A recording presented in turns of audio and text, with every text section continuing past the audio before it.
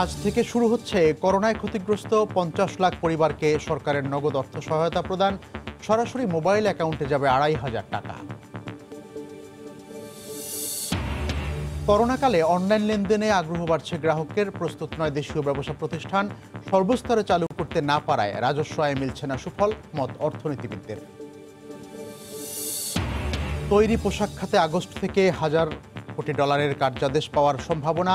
আগ্রহী ইউরোপ, যুক্তরাষ্ট্র, কানাডা। স্বাস্থ্যবিধি মেনে উৎপাদনের শর্ত। এবং এক সপ্তাহ পরেই নাটোরে গাছ থেকে নামবে আম, বিক্রি হয়নি একটি বাগানও। করোনার কারণে বাজারজাত করা নিয়ে শঙ্কা, সরবরাহের সহযোগিতার আশ্বাস পুলিশের।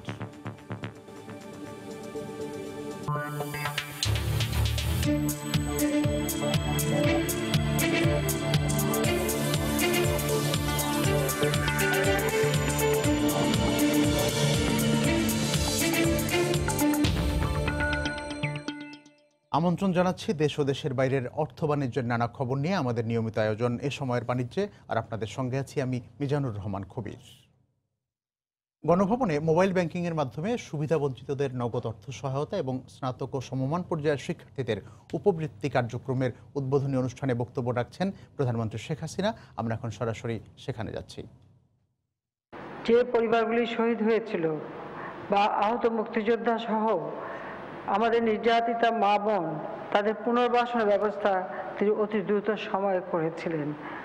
কখনো একটা বিপ্লবের পর এত অল্প সময়ের মধ্যে কোনো দেশ এত দ্রুত স্থিতিশীলতা ফিরিয়ে আনতে পারে না, কিন্তু জাতিপিতা বঙ্গবন্ধু শেখ মুজিবুর রহমানের নেতৃত্বে সেই অসাধ্য সাধন তিনি করেছেন, সেটা সম্ভব হয়েছিল। সেই অসম্ভবকে তিনি সম্ভব করেছিলেন, কারণ তার নেতৃত্বের মধ্য দিয়েই বাঙালি জাতিকে ঐক্যবদ্ধ করেই তিনি যেমন যুদ্ধে আমরা বিজয় অর্জন করি, আবার তার নেতৃত্বে দেশ এগিয়ে যেতে শুরু করে উন্নয়নের গতিধারায়। যখনই আমি বলবো যে যারা আসলে আমাদের দেশের স্বাধীনতাই চায়নি, তারা যখনই দেখেছে যে এই দেশকে আর কখনো তারা কিছুতেই দাবিয়ে রাখতে পারবে না, তখনই ৭৫-১৫ আগস্ট জাতির পিতাকে নির্মমভাবে হত্যা করে। আর এই হত্যার পর থেকে কিন্তু আমাদের সেই গতিটা থেমে গিয়েছিল। যা হোক, ২১ বছর পর আওয়ামী লীগ যখন সরকারে আসে, তখনই আমরা বিভিন্ন গণমুখী পরিকল্পনা নিই। বিশেষ করে আমাদের দেশের একেবারে নিম্ন স্তরে মানুষগুলি যারা পড়েছিল, যাদের কোনো খবরই কেউ রাখতো না, যারা ক্ষুধার্ত, যারা শোষিত, যারা বঞ্চিত, যারা একবেলা খেতে পায় না, দুর্ভিক্ষ লেগে থাকতো, মন্দা লেগে থাকতো, মানুষ ক্ষুধার জ্বালায় ভিক্ষা বৃত্তি ছাড়া আর কোনো পথ তাদের ছিল না, লেখাপড়ার সুযোগ ছিল না, স্বাস্থ্যসেবার সুযোগ ছিল না। যেভাবে এদেশে মানুষ কষ্ট করেছে, আমরা ২১ বছর পর সরকারে এসে চেষ্টা করেছিলাম সেই সব একেবারে সমাজের নিম্নস্তরে পড়ে থাকা মানুষগুলি তাদের ভাগ্য পরিবর্তনে, আর সেদিকে লক্ষ্য রেখে আমরা সামাজিক সুরক্ষার বিভিন্ন কর্মসূচি বাস্তবায়ন শুরু করি। যেমন বয়স্ক ভাতা, বিধবা ভাতা থেকে শুরু করে নানা ধরনের সহযোগিতা আমরা দিতে শুরু করি। এটা আমাদের আসলে আমরা আমাদের নিজস্ব চিন্তাভাবনা, আমাদের দল বাংলাদেশ আওয়ামী লীগ, আমরা জনগণের জন্যই কাজ করেছি। যে সংগঠন জাতির পিতা বঙ্গবন্ধু শেখ মুজিবের হাতে করা সংগঠন, এবং আমাদের নীতি আদর্শই হচ্ছে দেশের শোষিত বঞ্চিত মানুষের ভাগ্য পরিবর্তন করা। তার সেই নীতি, তার পথ অনুসরণ করেই আমরা পদক্ষেপ নিয়েছিলাম। একটা বিধ্বস্ত বাংলাদেশের দায়িত্বভার তিনি যখন হাতে নেন, একটি টাকা তখন কোনো সঞ্চয় ছিল না, আমাদের দেশে রিজার্ভ মানি ছিল না। সেই অবস্থায় তিনি মানুষকে আর্থিক সহায়তা দিয়েছেন, প্রতি ঘরে ঘরে তিনি রিলিফ পৌঁছে দিয়েছিলেন। তখন কিন্তু রাস্তাঘাট যোগাযোগ ব্যবস্থা ছিল না। আমাদের আওয়ামী লীগের নেতাকর্মীরা নৌকায় করে করে সেই দূর দূরান্তর অঞ্চলে মানুষের ঘরে ঘরে ত্রাণ পৌঁছে দিয়েছিল। সেই ত্রাণের মধ্যে শুধু খাদ্য ত্রাণ না, মানুষের ঘর বাড়ি ছিল না, রান্না করার হাঁড়ি পাতিল ছিল না, থাকার জায়গা ছিল না, কাপড় চোপড় ছিল না। স্কুলে, কলেজে, ইউনিভার্সিটিতে মানুষকে, ছাত্রছাত্রীদের জন্য কাপড়ের ব্যবস্থা করা, গ্রামে গ্রামে কাপড়ের ব্যবস্থা করা, শীতের কম্বলের ব্যবস্থা করা, হাঁড়ি পাতিল থেকে শুরু করে এমন কিছু নেই যা রিলিফের দেয়া হয় নাই। এত অল্প সময়ের মধ্যে আমাদের বন্ধু প্রতিম দেশগুলির সহায়তায় তিনি এই কাজগুলি করেন এবং যোগাযোগ ব্যবস্থা পুনর্বাসন করেন। সেই সাথে বাংলাদেশকে এই ছোট্ট একটা ভূখণ্ড, অধিক জনসংখ্যা, তাদের ভাগ্য পরিবর্তনের পরিকল্পনাও তিনি নিয়েছিলেন, কিন্তু কার্যকর করে যেতে পারেননি। যখনই আওয়ামী লীগ সরকার এসেছে আমরা তার পদাঙ্ক অনুসরণ করে বিভিন্ন পদক্ষেপ নিয়েছি এবং যার সুফল এই দেশের মানুষ পেতে শুরু করেছিল। কারণ আমি এটুকু অন্তত দাবি নিয়ে বলতে পারি যে আওয়ামী লীগ যখন সরকারে আসে বাংলাদেশে মঙ্গা থাকে না, দুর্ভিক্ষ থাকে না, অন্তত আমরা সেটা নিয়ন্ত্রণ করতে পেরেছি, মানুষের ঘরে খাবার পৌঁছে দেওয়ার সক্ষমতা অর্জন করতে সক্ষম হয়েছিলাম। এবারে 2008-এ যখন আমরা নির্বাচনে জয়ী হই এবং দ্বিতীয়বার সরকার আসি, তখন থেকে আমরা আরও ব্যাপকভাবে কাজ শুরু করি এবং বাংলাদেশ এগিয়ে যাচ্ছিল। আমাদের প্রবৃদ্ধি আপনারা কিছুক্ষণ আগে দেখেছেন যে সর্বোচ্চ প্রবৃদ্ধি 8.15 আমরা অর্জন করেছিলাম। আমাদের লক্ষ্য ছিল আমরা আরও আগে যাব। দারিদ্র্য সীমা আমরা 20.5 ভাগে নামিয়ে এনেছিলাম, যা প্রায় 41 ভাগ ছিল, সেখান থেকে আমরা কমিয়ে দিয়েছিলাম। আমাদের টার্গেট, আমার লক্ষ্য ছিল আমরা মুজিব বর্ষ উদযাপন করছি 2020 সাল, আর 2021 সালে স্বাধীনতার সুবর্ণ জয়ন্তী। কাজে এই বছরের মধ্যেই আমরা আমাদের এই দারিদ্র্যের সীমা আরও কয়েক ভাগ আমরা কমিয়ে নিয়ে আসব। কিন্তু আমাদের দুর্ভাগ্য যে আমরা যখন আমাদের সেই পরিকল্পনা নিয়ে এগিয়ে যাচ্ছি, তখন আসলে এমন একটা মানে অদৃশ্য একটা শক্তির প্রভাব এবং তার আঘাত, যেটা কেউ চোখে দেখে না, জানে না, কিন্তু তার ফলে আজকে সমগ্র বিশ্ব একেবারে স্থবির হয়ে গেছে। অর্থনৈতিকভাবেই শুধু না, অর্থনৈতিকভাবে, সামাজিকভাবে, সবভাবেই আজকে সারা বিশ্ব আক্রান্ত এবং হাজার হাজার মানুষও মারা গেছে। এমনকি আমার দেশেও অনেকে মৃত্যুবরণ করেছে, তা আমাদের প্রায় 250-র মতো লোক এ পর্যন্ত মৃত্যুবরণ করেছে। কিন্তু পৃথিবীর উন্নত দেশগুলিতে, যেখানে দিনে হাজার হাজার মানুষ এই করোনা ভাইরাসের কারণে মৃত্যুবরণ করেছে, যারা মৃত্যুবরণ করেছে আমি তাদের আত্মার শান্তি এবং মাগফিরাত কামনা করছি। সন্তপ্ত পরিবারের প্রতি আমার সমবেদনা জানাচ্ছি।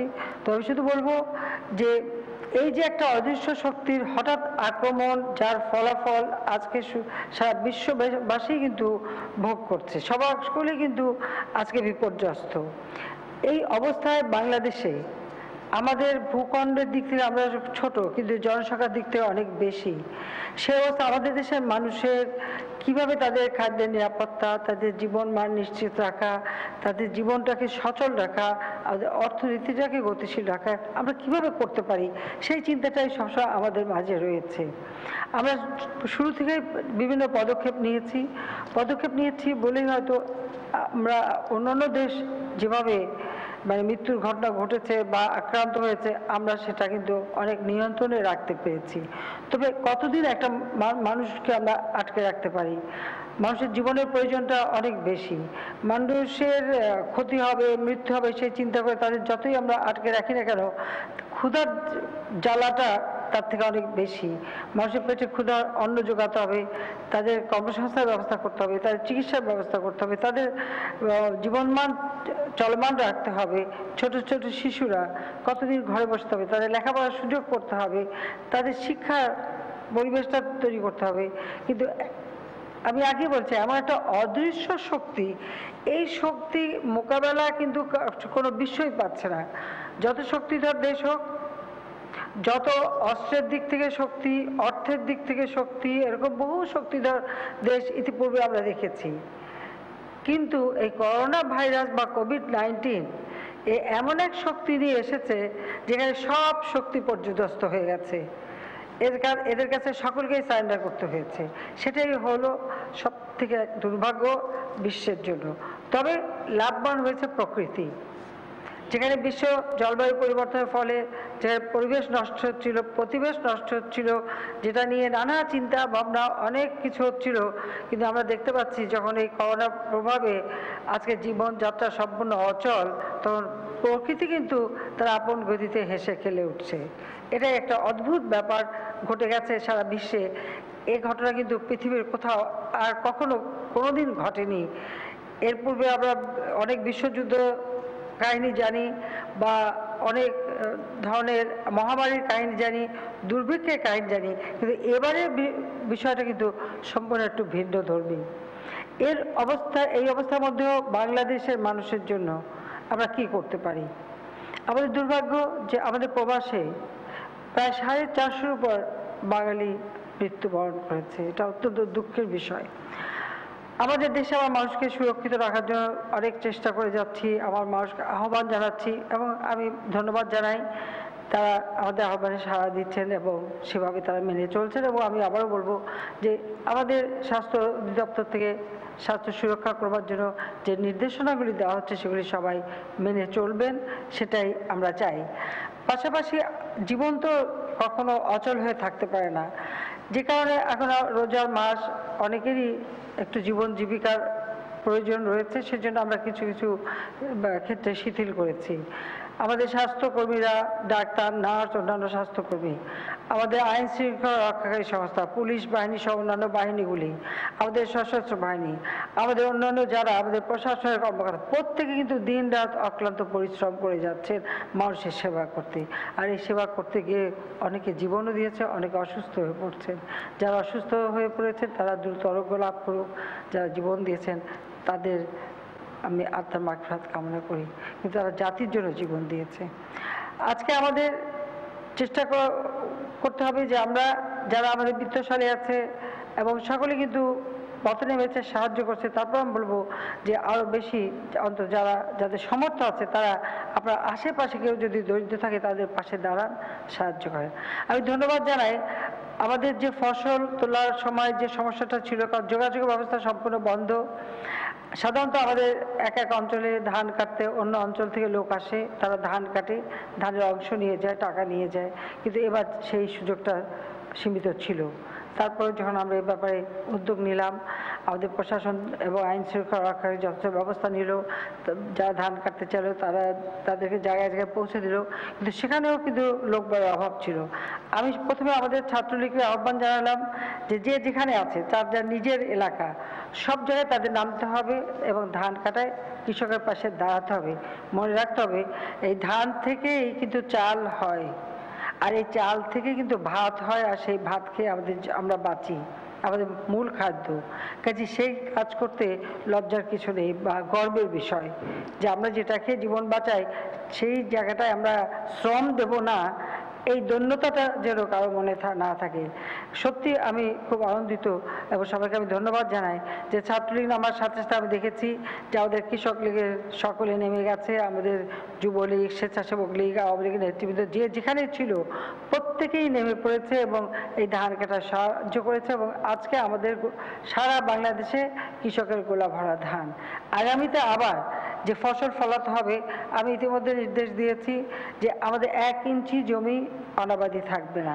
কারণ একটা কথা মনে রাখতে হবে, এখন যেমন শিল্প কলকারখানা সেভাবে চলতে পারছে না, আমদানি রপ্তানি সীমাবদ্ধতা দেখা দিচ্ছে, সেরকম অবস্থায় আমাদের দেশে মানুষের জন্য খাদ্যের অভাব না হয় সেই দিকে লক্ষ্য রেখেই আমাদের যে জমি আছে, উর্বর জমি এবং আমাদের মানুষ আছে, সেটাই আমাদের কাজে লাগাতে হবে।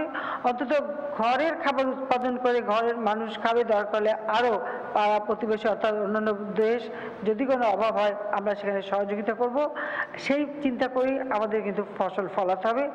যে ধরনের ফসল যেখানেই হোক সেটুকু আমাদের ফলাতে হবে এবং সেভাবে আমাদের স্বয়ংসম্পূর্ণ থাকতে হবে। এ ব্যাপারে কৃষি মন্ত্রণালয়কে ইতিমধ্যে নির্দেশ দেওয়া হয়েছে এবং যথাযথ ব্যবস্থা আমরা নিয়েছি।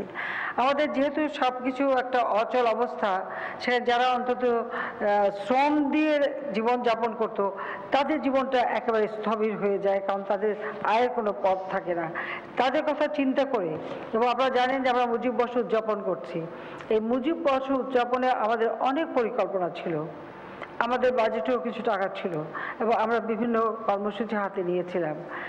জনগণের কথা চিন্তা করে আমরা সেই সব কাজগুলি সব স্থগিত করে দিই, বন্ধ করে দিই।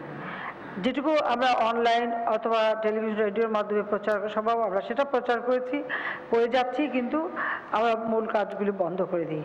তো এইভাবে আরও অনেকগুলি বিভিন্ন দৈনন্দিন অনেক কাজ সরকারের ছিল যেগুলি মানে করা এখন সমীচীন না, সেগুলো আমরা বন্ধ করে দিয়ে আমরা যেটা চিন্তা করেছি, আমি ধন্যবাদ জানাই আমাদের অর্থ মন্ত্রণালয়কে, অর্থ সচিব এখানে আছেন, যদিও মন্ত্রী নেই, এবং আমাদের বাণিজ্য ব্যাংকের গভর্নর আছেন, সবাইকে নিয়ে বারবার বসি, মিটিং করি এবং আমি বলি যে কোথা থেকে কিছু টাকা জোগাড় করা, বিশেষ করে আমাদের দেশের যারা একেবারে যেমন ভাসমান মানুষ রয়েছে, নির্মাণ শ্রমিক আছে, গণপরিবহন শ্রমিক, রেস্টুরেন্ট শ্রমিক, ফেরিওয়ালা, রেলওয়ে কুলি, মজুর, ঘাট শ্রমিক, তারপরে এই যে নারী সুন্দর, নরসুন্দর যেটা আর কি আমরা নাপিত বলি, বা হেয়ার ড্রেসার, ফেরিওয়ালা, দিনমজুর, রিক্সা ভ্যান গাড়ি চালক, নিম্নবিত্ত আয়ের লোক সহ বিভিন্ন ধরনের মানুষ যারা দৈনন্দিন কাজ করে খেত, বা একটু চা বিক্রি করেও খেত, বা একটা দোকান দিয়ে খেত, তা মানে কুলে মোটি মজুর যারা,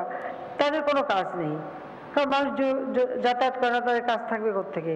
অফিস আদালত বন্ধ, সেখানে তারা শ্রম দিতে পারছে না, তাদের যে দিনে আয়টা আসে আয়ের পথ বন্ধ। তো তাদেরকে কিভাবে এই রমজান মাসে আমরা একটু সাহায্য করতে পারি?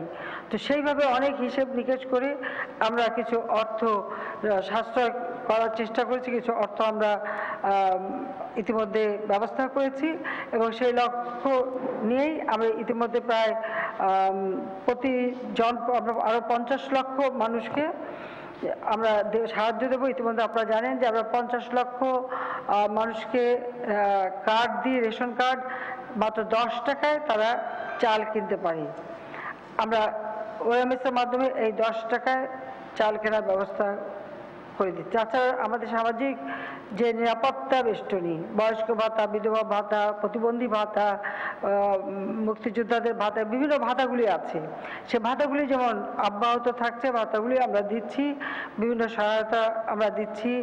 আমরা আমাদের মাতৃত্বকালীন ভাতা দিচ্ছি, মাতৃদুগ্ধদানকারী ভাতা দিচ্ছি, এরকম বিভিন্ন ভাতা, সে ভাতাগুলি আমাদের যেমন চালু থাকবে।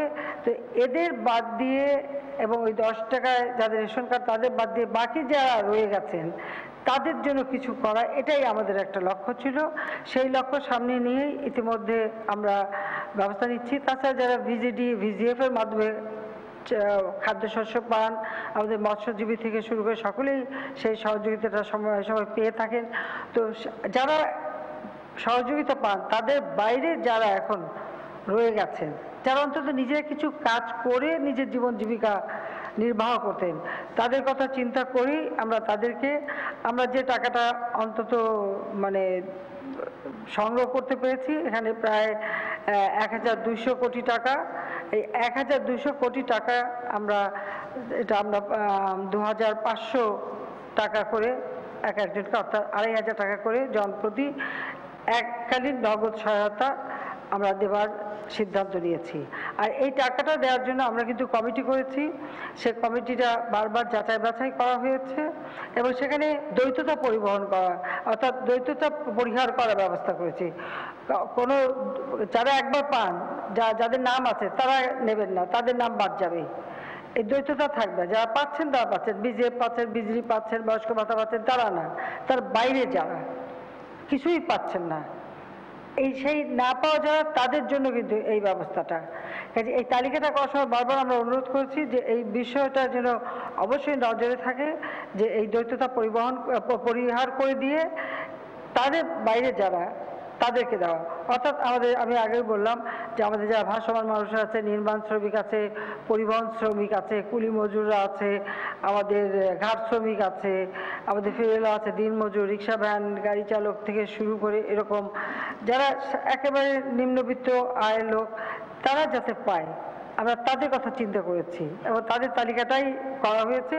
আর এই তালিকা আমরা যে টাকাটা দেব, এটা কারোর মাধ্যমে না, প্রত্যেকেরই এখন মোবাইল ফোন সকলেরই আছে, এই মোবাইল ফোনের মাধ্যমে সরাসরি টাকাটা সকলের হাতে চলে যাবে। আমরা সেই ব্যবস্থাটাই নিচ্ছি যে মোবাইল ফোনের মাধ্যমে এই টাকা আমরা দিয়ে দিতে চাচ্ছি, যাতে করে মানুষের হাতে সরাসরি টাকাটা পৌঁছে যায়।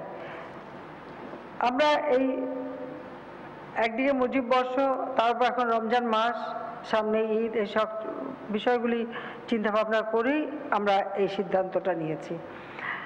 আমি জানি যে মানুষের জীবনের চাহিদা সবটুকু আমরা করতে পারবো না, বা সে সমর্থন নেই, বা তারপরেও আমি মনে করি যে আমাদের যেহেতু প্রচুর খাদ্যশস্য উৎপাদন হয়েছে, অন্তত খাদ্যের কষ্ট কারো হবে না আল্লাহর রহমতে, সেটা আমরা যেমন ব্যবস্থা করতে পারবো, কিছু নগদ সাহায্য দেওয়া একান্ত অপরিহার্য, আমরা সেটুকু ব্যবস্থা করছি। সেই সাথে সাথে যারা এখন বেকার আছেন তারা কিন্তু কিছু কাজ করতে পারেন, আপনাদেরও যেখানে জমি জমা আছে একটু কিছু চাষবাস করা, কিছু কাজ করা, নিজেরা উদ্যোক্তা হয়ে একটু কাজ করে নিজের যেমন আর্থিকভাবেও আপনারা দাঁড়াতে পারেন বা অন্য কাজ করেন যেটা দেশের সহায়তা হতে পারে।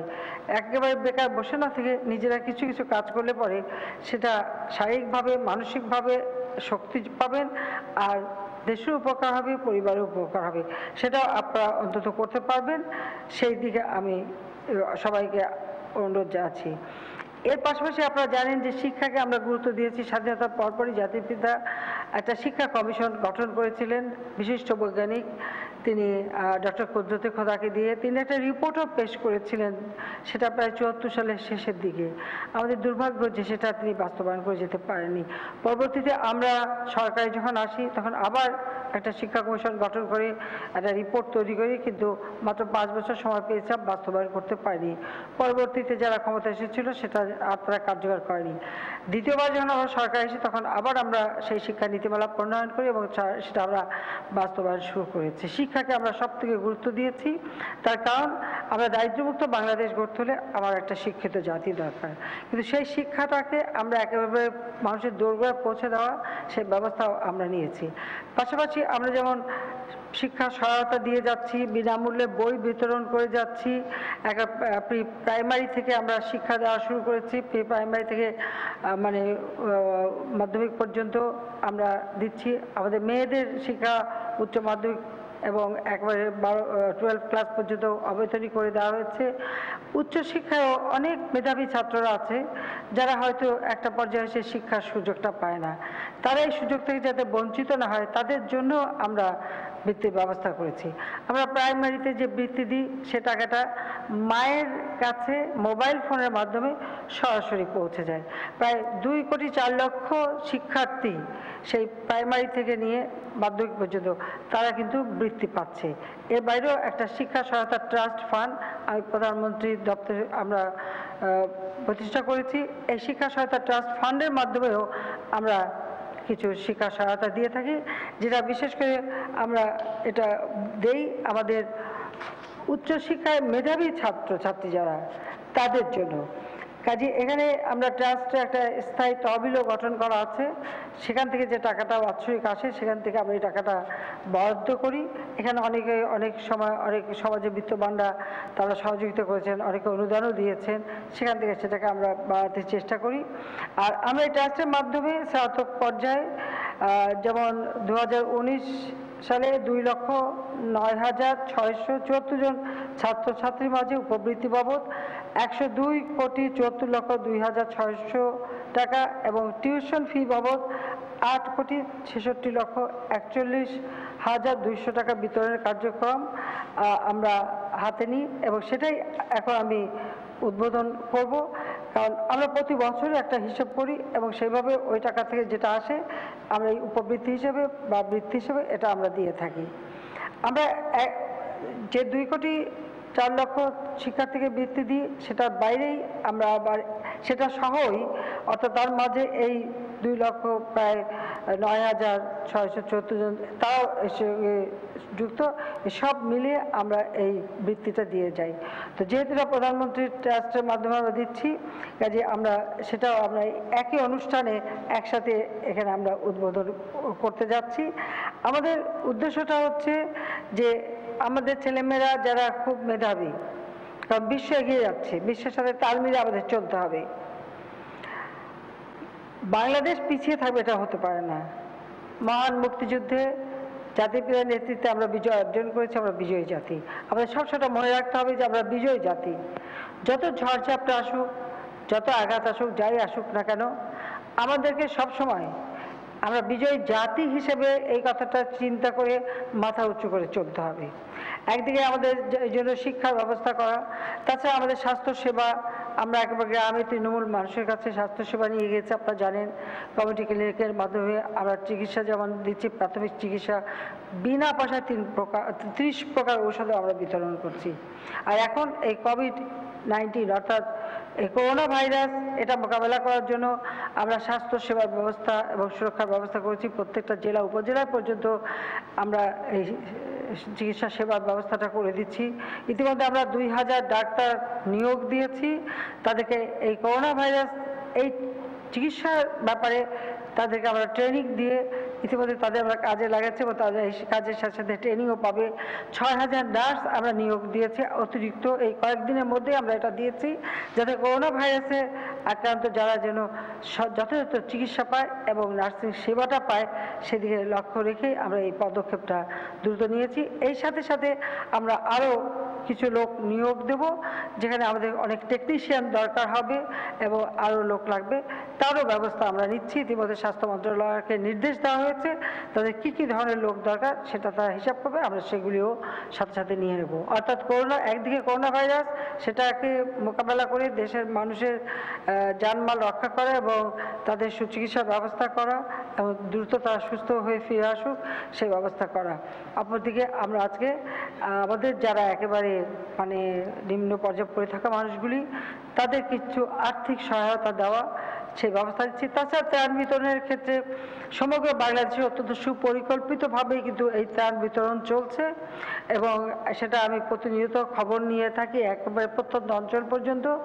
আমরা যেমন সরকারের পক্ষ থেকে দিচ্ছি, বিভিন্ন বিত্তবানরা দিচ্ছেন, বিভিন্ন এবং আমাদের দলের পক্ষ থেকেও আমরা আমাদের কমিটি করে দিয়ে সারা এলাকায় প্রত্যেকটা একবার ইউনিয়ন পর্যায় পর্যন্ত করে আমরা সেখানেও আমাদের সাধ্যমতো ত্রাণ বিতরণ করে যাচ্ছি। অর্থাৎ কোনো মানুষ যেন মানে না খেয়ে কষ্ট না পায়, বিনা চিকিৎসার জন্য না কষ্ট পায়, সেদিকেও আমরা দৃষ্টি দিচ্ছি। কাজে সেদিকে লক্ষ্য রেখে আমাদের সমস্ত কার্যক্রম আমরা পরিচালনা করছি। এক্ষেত্রে দেশবাসীকে আমি বলবো যে আপনারা সবাই আস্থা রাখবেন, বিশ্বাস রাখবেন, মনোবল রাখবেন এবং যে কোনো পরিস্থিতি মোকাবেলার জন্য সবসময় প্রস্তুত থাকবেন। এই কথাটাই আমি আপনাদেরকে বারবার বলছি এবং আবারও বলতে চাচ্ছি। সে কথা বলে আজকে আমি ইতিমধ্যে আমাদের যে মোবাইল ব্যাংকিং, অনলাইন ব্যাংকিংয়ের মাধ্যমে আমরা যে এখন টাকাটা দেব, সেটা আপনারা জানেন, আমি আগেই বলছি যে মোবাইল ফোনের মাধ্যমে আমরা কিন্তু নগদে এই টাকা সকলের হাতে পৌঁছে দিচ্ছি। এটা কারো মাধ্যমে না, সরাসরি যাচ্ছে। আমাদের মানে বাংলাদেশ ব্যাংক এই ব্যাপারে যথাযথ ব্যবস্থা নিয়েছে এবং আমরা টাকাটা প্রধানমন্ত্রীর দপ্তরটা সম্পূর্ণ নজরদারিতে আছে।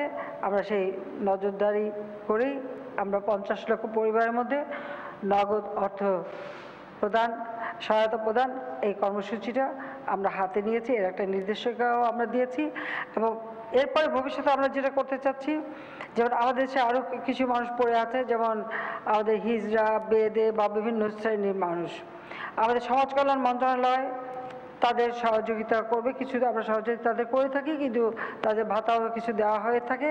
কাজে সেখানেও তাদেরকে দেখা যে তারা যেন যথাযথভাবে কাজের ব্যবস্থা পায় সেটা দেখবে। আমাদের মহিলা ও শিশু মন্ত্রণালয় সে মা এবং শিশুদের কি কি প্রয়োজন, এই করোনা ভাইরাসের সময় তাদের জন্য কি করা যায় সে বিষয়টা তারা দেখবে। এইভাবে প্রত্যেকটা দিকে আমরা দেখব। আরেকটা উদ্যোগ আমরা নিয়েছি, আপনারা জানেন যে আমি যখন প্রথমবার সরকারে আসি, আমাদের যুবক শ্রেণী যারা, তারা যে বেকারত্ব নিয়ে ঘুরে বেড়ায়, এই বেকারত্বের অভিশাপ নিয়ে ঘুরে যাতে না বেড়ায় তার জন্য আমি একটা বিশেষ ব্যাংক তৈরি করে দিয়েছিলাম, কর্মসংস্থান ব্যাংক।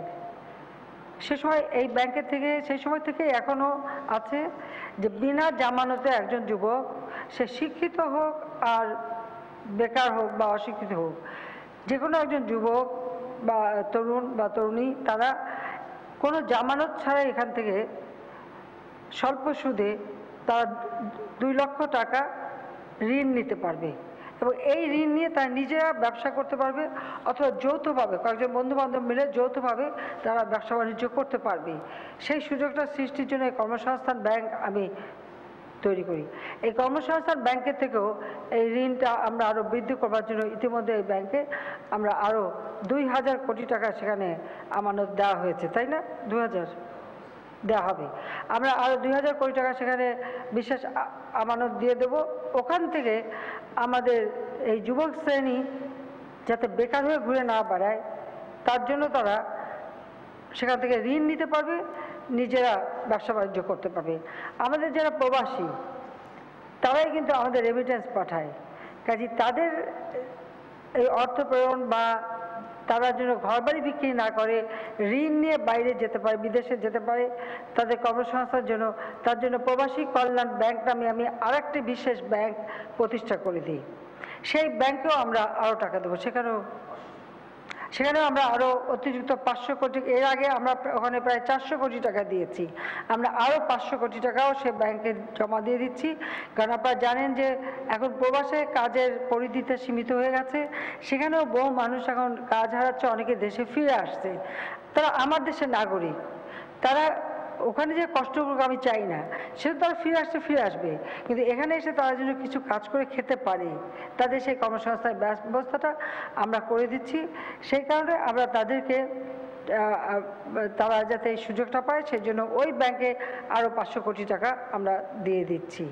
পাশাপাশি আমরা পল্লী সঞ্চয় ব্যাংক আছে, সেই ব্যাংকে আপনারা জানেন যে আমার বাড়ি আমার খামার, এই একটা কর্মসূচি নিয়ে দারিদ্র্য বিমোচনের জন্য ব্যাপকভাবে আমরা কাজ করে যাচ্ছি।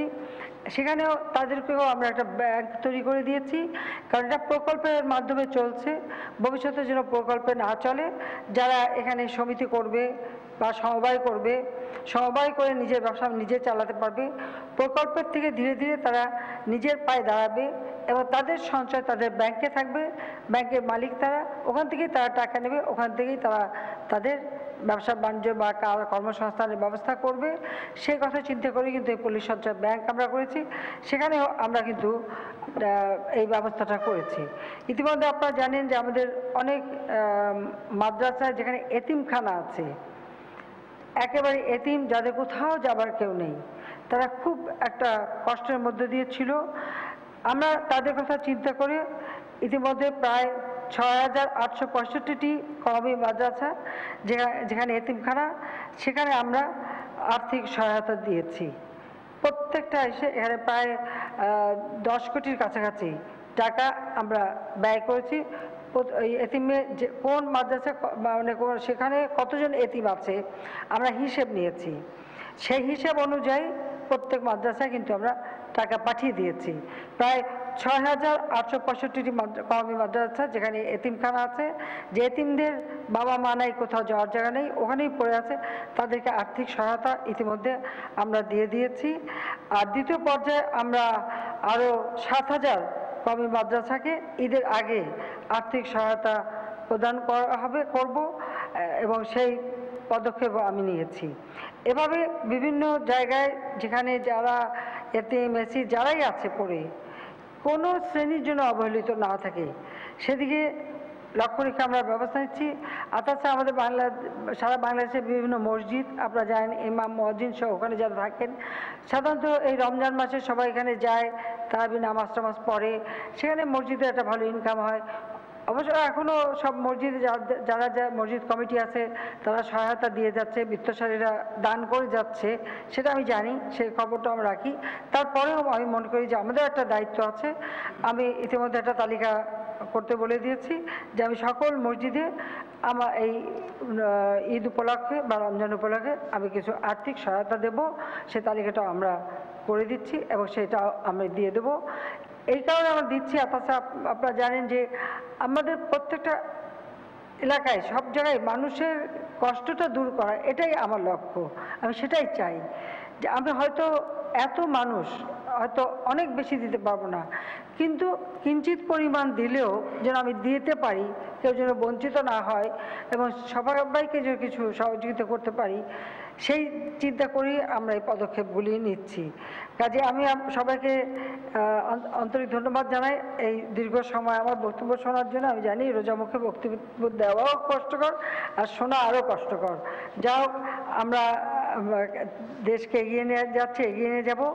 আমি এই মুজিব বর্ষ উপলক্ষে যেহেতু আমরা আমাদের সমস্ত কর্মসূচি বাস্তবায়ন করতে পারলাম না, কাজে আমাদের যা যা টাকা পয়সা যেখানে যাচ্ছিল সেগুলি আমরা চিন্তা ভাবনা করে নিয়ে আমরা সেখান থেকে যেগুলি সাশ্রয় করতে পারছি সেগুলি আমরা এই অসহায় মানুষগুলি যাদের জন্য আমার বাবা সারা জীবন কষ্ট করেছেন তাদেরকেই আমরা এই মানে আমি বলবো সহায়তাটা দিয়ে যাচ্ছি।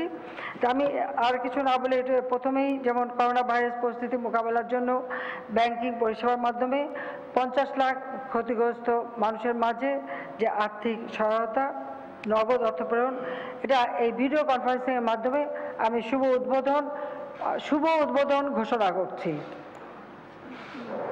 কোথায়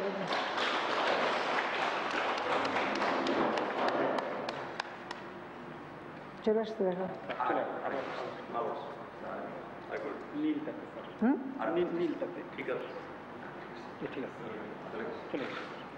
চলে গেছে, টাকা চলে গেল। হ্যাঁ, গুড। তারপরে শিক্ষা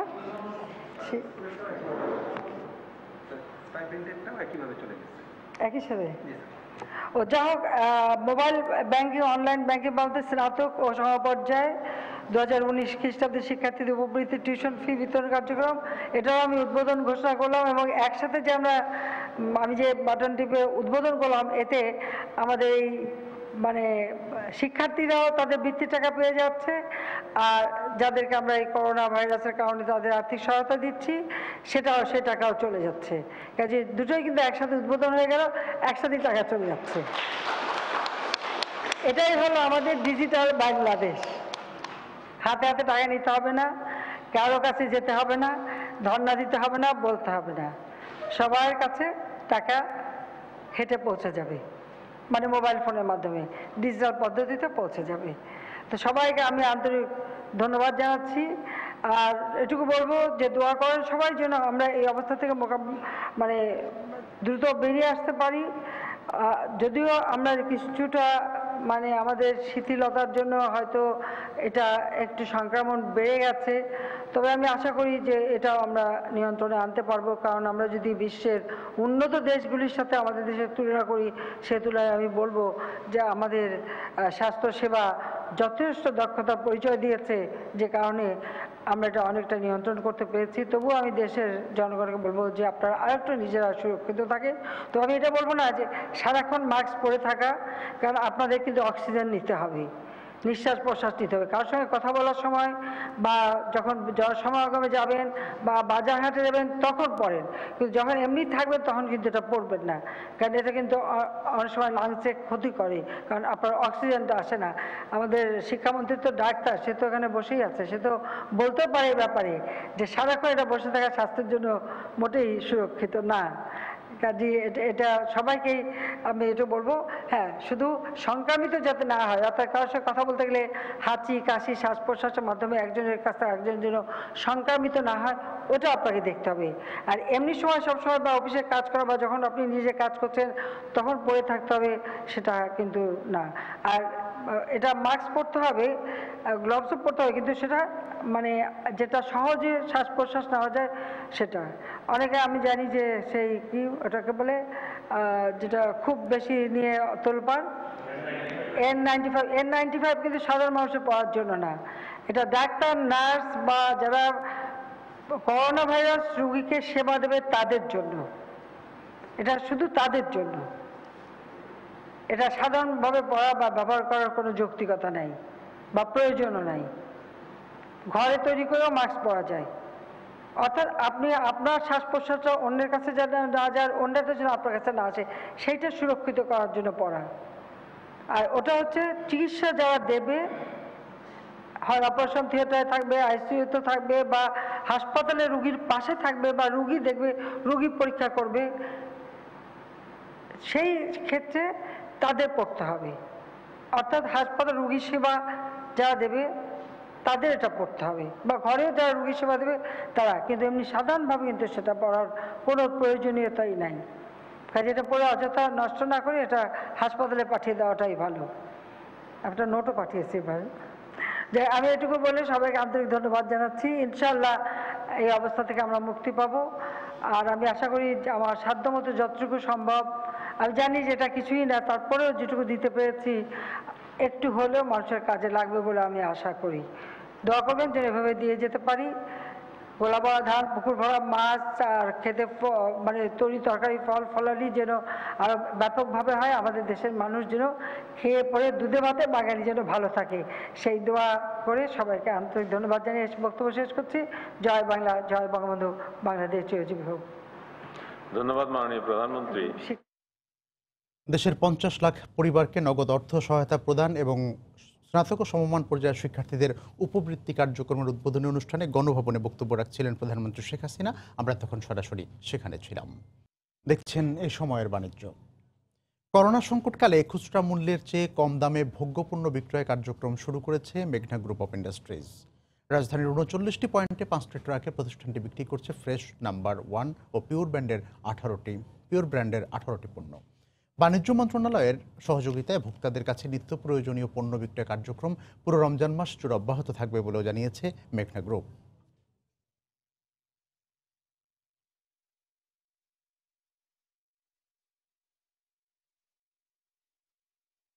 করোনা সংকটকালে অনলাইন কেনাকাটায় কোনো গ্রাহক যেন হয়রানির শিকার না হন তা নিশ্চিতের আহ্বান জানিয়েছেন বাণিজ্যমন্ত্রী টিপু মুন্সি। গতকাল ই-ক্যাবের ভার্চুয়াল সংবাদ সম্মেলনে অংশ নিয়ে তিনি এ মন্তব্য করেন।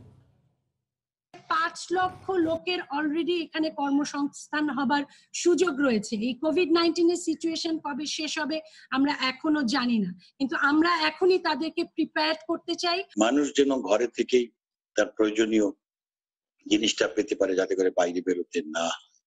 আমি আরেকটা কথা বলে শেষ করব, এই সময় আপনারা চেষ্টা করবেন যাতে সততার সাথে কাজ করতে পারেন, যেন ফাইন্যান্সিয়াল ট্রানজেকশনটা ক্লিয়ার হয়, একদম পরিষ্কার হয়, যাতে করে মানুষ কোথাও যেন চিটেড না হয়, মানুষ যেন ইজিলি তারা টাকা পয়সা দিতে পারে এবং পেতে পারে। এ ছিল এ সময়ের বাণিজ্যে। যে কোনো খবর পেতে ভিজিট করুন সময়নিউজ.টিভি। আপনার মোবাইলে সময় টিভি দেখতেও সকল খবর পেতে ডাউনলোড করুন সময় অ্যাপ আর সঙ্গে থাকুন সময়।